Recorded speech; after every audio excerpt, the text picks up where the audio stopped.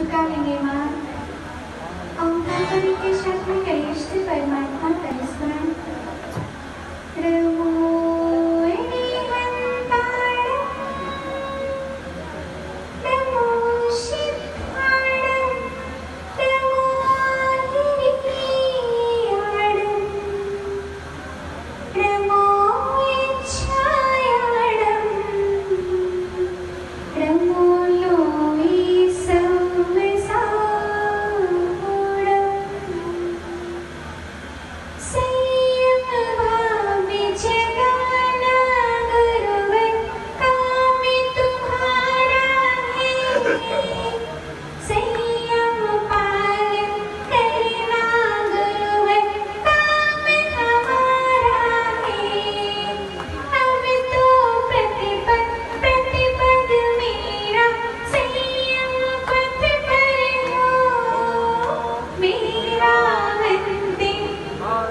समाधि तेरे दर पर हो, तेरी छत्र छाया भगवत मेरे सिर पर हो, मेरा अंतिम मरण समाधि तेरे दर पर हो।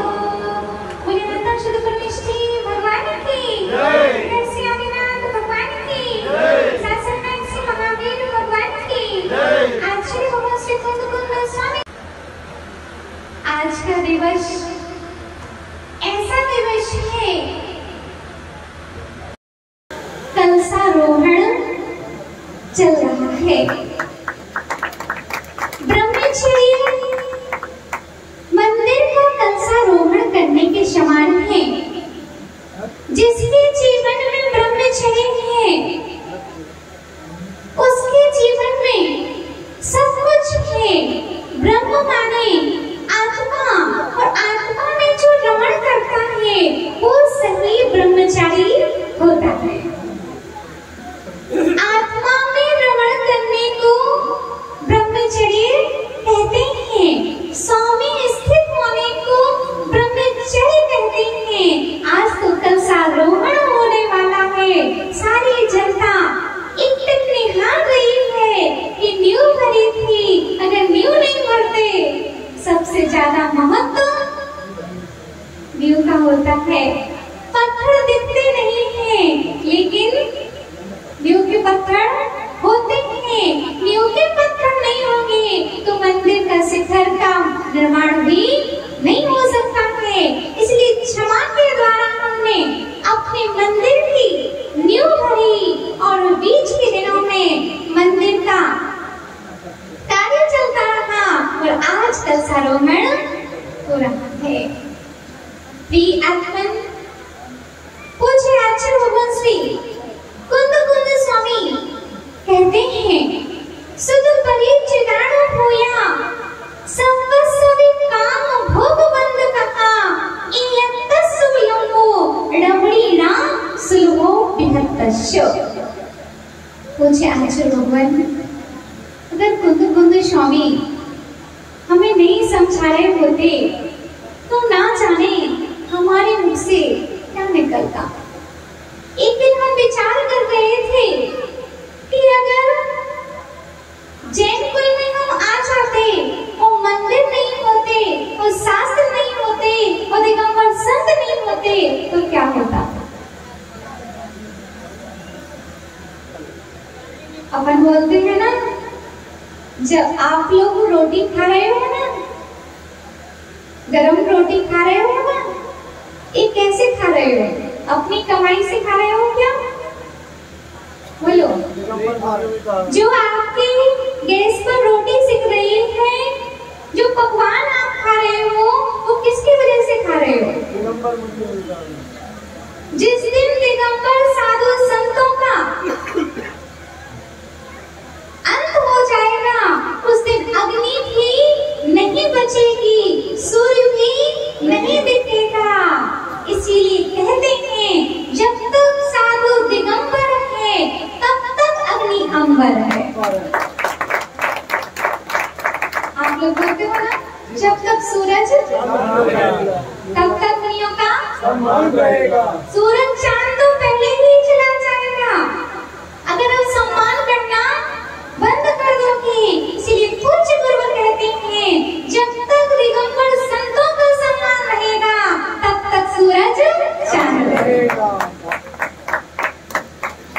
रोटी फूल रही है, अग्नि आपको दिखाई दे रही है, क्योंकि अभी पंचम काल में भावलिंगी संत विद्यमान है।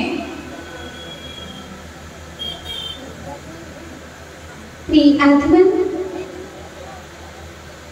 हमारी पहचान हमारे गुरुओं से है।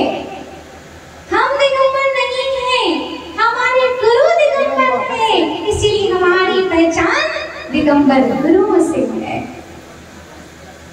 आत्मन, उनकी साधना का प्रभाव क्यों पड़ता है? क्योंकि वह ब्रह्मचर्य की आराधना करते हैं, और ब्रह्मचर्य की जो महिमा होती है, चाहे आप लोग साल भर उपवास कर लो, क्या करो बताओ, बुरा नहीं मानना, चाहे आप 365 दिन भी उपवास कर लो, लेकिन अगर साधु बाल ब्रह्मचारी है, ब्रह्मचारी व्रत को अंगीकार किए हुए हैं, तो उसकी जो निर्जरा एक दिन में होगी, 1 घंटे में होगी, वह निर्जरा बिना ब्रह्मचर्य सहित श्रावक की 365 दिन में नहीं हो सकती।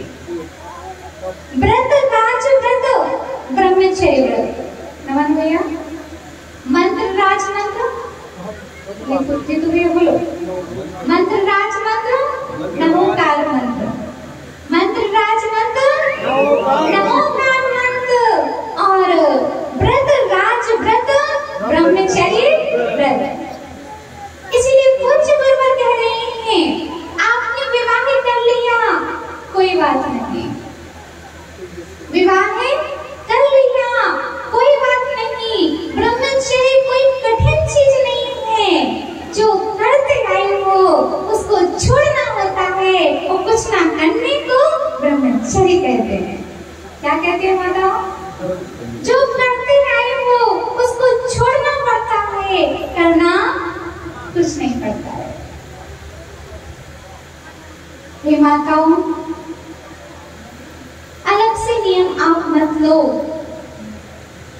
अगर हमारी शादी की पहली सालगिरह है, क्या बोलते हो?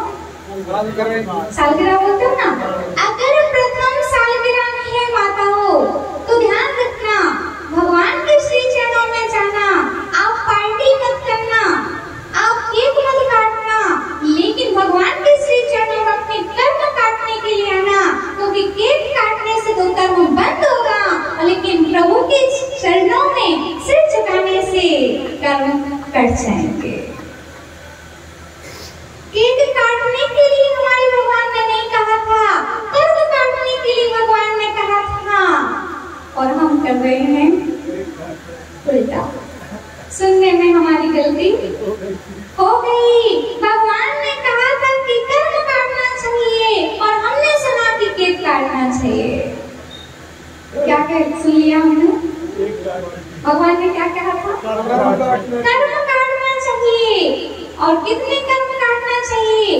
8 कर्म काटना चाहिए, और हम मोमबत्ती लगा रहे हैं और फूक रहे हैं, भगवान के सामने दीपक प्रज्वलित करते हैं कि हे भगवान, हमारा जीवन मंगलमय हो, और अपने ही मुख से, अपनी ही हवा से हम फूक मार देते हैं कि हमारा जीवन अंधकारमय हो।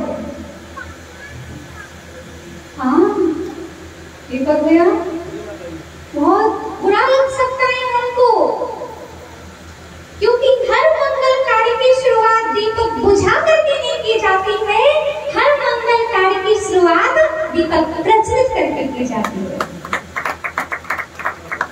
दीदी की मम्मी बराबर, एंटीना बराबर है। आज कुछ गुरुवर कहते हैं, अगर हाथ जुड़े हैं तो समझ लीजिए एंटीना बराबर है, एकदम अंदर जाएगा। एंटीना हिला कि टीवी में जो आ रहा है चित्र, वो सब हिल जाएगा। एंटीना बराबर है तो एकदम प्रवेश करता है। इसलिए प्रिय आत्मन, हर मंगल की शुरुआत, हर मंगल कार्य की शुरुआत किस चीज से होना चाहिए? दीपक। दीपक भैया समझ रहे हैं ना? दीपक प्रज्वलित करके की जाती है, दीपक को बुझा करके नहीं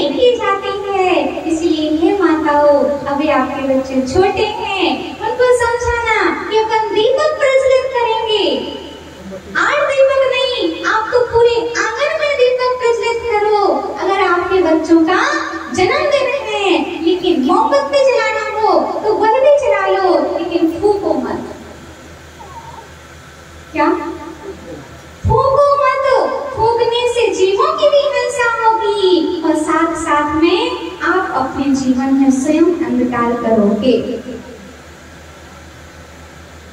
इस रहस्य की ओर हमको जाना पड़ेगा, अपने बच्चों को सिखाना पड़ेगा।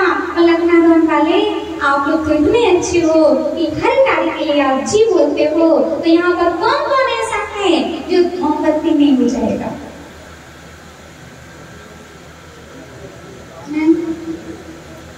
बच्चों के में भी आप लोग उनको सलाह ये देना है कि आपको मोमबत्ती जलाना है, दीपक प्रज्वलित करना है। हम तो कह रहे 108 दीपक प्रज्वलित होना चाहिए हर जन्मदिन पर। क्या होना चाहिए? 108 48 दीपों से आपको उस दिन भक्तांकर विधान कर लेना चाहिए है, लेकिन कभी बुझाना नहीं चाहिए है। दीपक बुझने लगता है तो हम क्या बोलते हैं? कुछ घटना घटने वाली है, उसमें घी डाल दीजिए तो वह प्रज्वलित रहेगा। इसलिए रहस्य को समझिए। भगवान ने कहा था कर्म काटिए, लेकिन हम एक काट रहे हैं। भगवान ने कहा था हृदय को साफ रखिए, और हम हृदय दिल बनाते हैं, हृदय बनाते हैं, उसी को बहुत पाप लगता है, बहुत पाप लगता है। और अब तो और अच्छा माहौल चल गया है, जैसे बफेलो होती है ना, और भी जानवर घूमते हैं अपने यहाँ पर, वो लोग क्या करते हैं? खाते कम है, उनके मुंह में ज्यादा लग जाता है। बराबर, खाते कम है जानवर, उनके मुंह में ज्यादा लग जाता है, क्योंकि हाथ पैर चलाने के लिए नहीं होते हैं। उनके तो हाथ पैर चलाने के लिए नहीं होते हैं, वो अपना चेहरा साफ नहीं कर सकते। जानवर, गाय अपना चेहरा साफ नहीं कर सकती है, उसमें इतनी सामर्थ्य नहीं है। लेकिन गाय को देख करके हमने शिक्षा ले ली, किसी का जन्मदिन हो तो पूरे मुंह पर केक लगा दें।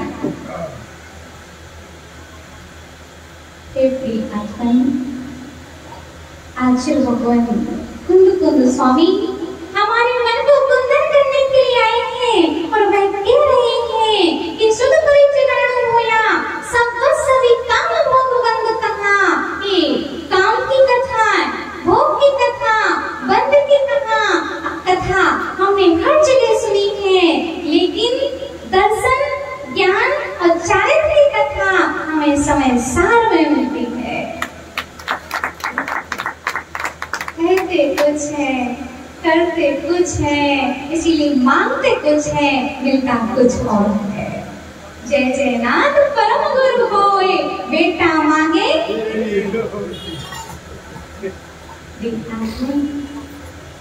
जीवन हमारा डिसीजन भी हमारा होना ही चाहिए है। हम इतने आप में परिपूर्ण हो, क्योंकि ब्रह्मचर्य की आराधना से सब कार्यों की सिद्धि होती है। सीता ने भी विवाह किया था राम से, लेकिन ब्रह्मचर्य व्रत उसका था कि मैं पर पुरुष की ओर निगाह भी नहीं करूंगी।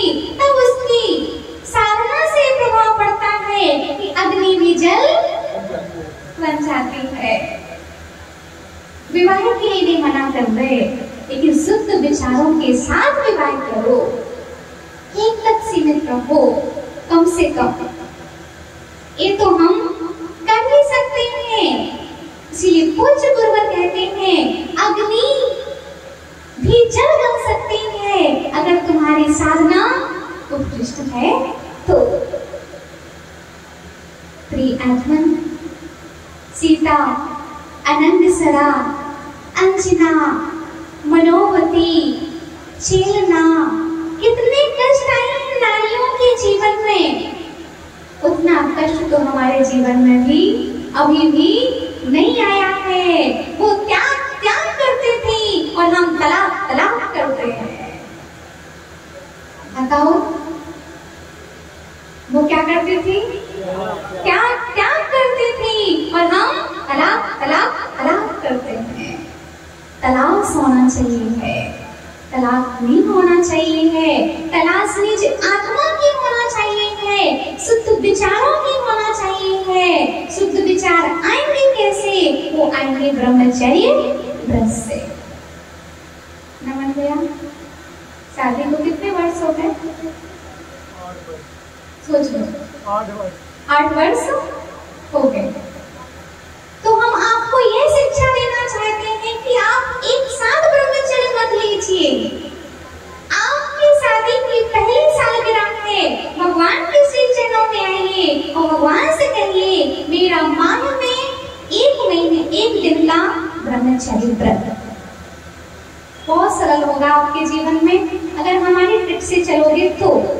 पहली वर्षगांठ आई है शादी की तो 1 महीने में 1 दिन का ब्रह्मचर्य व्रत, और दूसरी वर्षगांठ आई तो भगवान के श्री चरणों में गए महीने में, बोलो ना बताओ, 2 दिन का। फिर तीसरी वर्षगांठ आई तो जब आपके 30 साल शादी को हो जाएंगे, 31 साल शादी को हो जाएंगे, तो आप अपने आप पूर्ण ब्रह्मचारी हो जाओगे। फिर आप देखना कि ब्रह्मचर्य की महिमा क्या होती है। कठिन मत समझो इसको।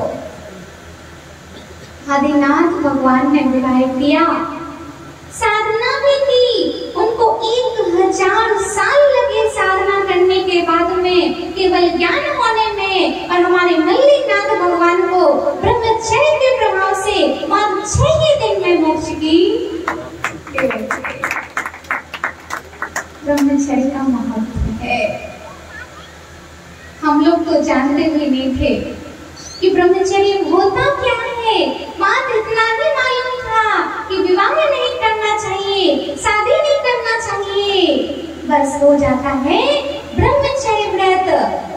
तो आप लोग तो बहुत समझदार हैं। कितने जीवों की हिंसा होती है, और हिंसा से बचने के लिए हमें अहिंसा को पालन करना चाहिए है। और जितने वर्ष हमारे विवाह को हो गए हैं उतने वर्ष हम लोगों को बढ़ाते जाना चाहिए। कोई कठिन नहीं लगेगा, कोई भी कठिन नहीं लगेगा, सब एकदम सरल होता जाएगा। मन शुद्ध होगा, विचार शुद्ध होंगे, आचार शुद्ध होगा, जीवन अपने आप शुद्ध हो जाएगा। साधुओं को सिद्धियां क्यों हो जाती हैं? श्रापों के क्यों नहीं हो पाती हैं? ब्रह्मचर्य के प्रभाव से सब सिद्धियां होती हैं। इसलिए हमारे बच्चों को हमको चाहिए कि जितने भी बहनें हों, जितने भी भाई हों, उनको शादी तक का ब्रह्मचर्य तो इनको सुनाना है, वो है ही नहीं। जिनको सुनाना है वो है ही नहीं। कम से कम शादी तक का ब्रह्मचर्य व्रत तो होना ही चाहिए। एक है कम से कम शादी तक का तो ब्रह्मचर्य व्रत होना ही चाहिए। जब तक हम पढ़ाई कर रहे हैं तब तक ब्रह्मचर्य व्रत की आराधना होनी चाहिए, क्योंकि ब्रह्मचारी के आत्मा में मात्र कौन सी देवी? 3 प्रकार की देवी होती है। कौन कौन सी? स्त्री देवी, श्री देवी और सरस्वती देवी। कौन कौन सी? स्त्री देवी, श्री देवी और सरस्वती देवी। जब तक हमारा विवाह नहीं होता है, बड़ी बात सुनना ध्यान से, जब तक हमारा विवाह नहीं होता है तब तक मेरे हृदय में मात्र सरस्वती देवी निवास करती है। कौन सी देवी? सरस्वती देवी। कौन सी देवी थी आपके पास में? सरस्वती है। जब आपका विवाह नहीं हुआ था तो आपके हृदय में मात्र सरस्वती देवी थी। आपको यहाँ पढ़ते थे, यहाँ याद हो जाता था। माता जी हमको याद नहीं होता, माता जी हम याद करते हैं भूल जाते हैं। होगा क्यों याद? 3 देवी अंदर है, सरस्वती कैसे याद होगी? एक देवी होती है तो मन चंचल होता है, और इसके जीवन में 3 देवियां हो तो फिर कैसे याद होगा? इसीलिए माताओं, हम इसको आंसर को देने के लिए आज का ही दिन चुने थे कि उस दिन आंसर देंगे कि हम भूल जाते हैं, हमको याद नहीं होता है, हम बार-बार पढ़ते हैं, क्योंकि और पहले याद होता था शादी के पहले। क्योंकि आपके हृदय में मात्र कौन सी देवी थी? सरस्वती देवी। सरस्वती देवी जो याद करते थे वो याद हो जाता था। लेकिन ज्यों ही धीरज भैया कौन सी रानी लाया? कौन सी रानी लेके आए? ज्यों ही आपने स्त्री देवी को आमंत्रित किया। ये आसन तो छोटा सा था। क्या था भैया? आसन तो छोटा था, उस आसन पर मात्र एक ही बैठा सकता था। और ज्यों ही सरस्वती विराजमान थी, भैया आराम से बैठी हुई थी। लेकिन ज्यों ही स्त्री देवी का आगमन हुआ धीरज भैया कि अपने आप उसको खिसकना पड़ा। क्या करना पड़ा? पहले ऐसी बैठी हुई थी तो उसको ऐसा खिसकना पड़ा। और अब जिस आसन पर सरस्वती विराजमान थी उसी आसन पर कौन सी देवी आ गई? स्त्री देवी। और स्त्री देवी जब आती है तो फिर स्त्री देवी की आवश्यकता पड़ती है। पहली चिंता नहीं रहती है कैसे घर में रहना, कैसी गाड़ी चाहिए। आजकल तो सबसे पहले अगर विवाह करवाना है तो सबसे पहले मकान बनाना पड़ता है, पता नहीं दुकान वगैरह खोलनी पड़ती है, क्योंकि स्त्री देवी का आगमन होना है। तो बिना स्त्री के स्त्री रह नहीं सकती है। इसीलिए जो आसन पर एक देवी बैठी थी, कौन सी देवी? सरस्वती देवी, और ये आराम से बैठी थी। और अब हुआ स्त्री देवी का आगमन, तो वो और किसकी अब बन भी रही थी। एक पार्टी पे दो जन बैठ जाएं छोटे पे तो कैसे बनेंगे?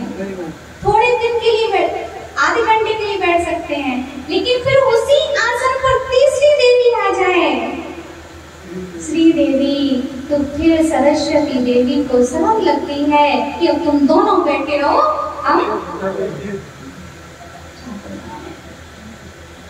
इसीलिए हमको याद नहीं होता, हम भूल जाते हैं। हमारी हृदय में जब तक सरस्वती की उपासना रहेगी, ब्रह्मचर्य की उपासना रहेगी, तब तक सब शुद्ध रहेगा। इसीलिए हमारी बहनें, हमारे भैया अगर हमारी बात सुन रहे हो तो हमको ध्यान रखना चाहिए कि जब तक पढ़ाई चल रही है, जब तक विवाह नहीं हुआ है, तब तक हमें पूर्ण ब्रह्मचर्य के साथ में रहना चाहिए है। उसमें आलू का भी त्याग नहीं देते हैं हम, उसमें प्याज का भी नियम नहीं है, उसमें रात्रि भोजन का हम आपको नियम नहीं देते हैं, लेकिन ब्रह्मचर्य व्रत तो होना ही चाहिए। हम अपने बच्चों को भेज रहे हैं बाहर पढ़ने के लिए, लेकिन बाहर में क्या अकेले पढ़ भी रहे हैं, इसकी जानकारी भी हमको होनी चाहिए। हम इतने व्यस्त ना हो जाएं, हम अपने व्यापार में इतने व्यस्त ना हो जाएं कि हम अपने बच्चों को भी ना देख पाए। एक बॉम्बे की घटना है भारती जी, बॉम्बे में हम लोगों का चातुर्मास हुआ पूज्य गुरुवर के साथ में गुलालवाड़ी बॉम्बे।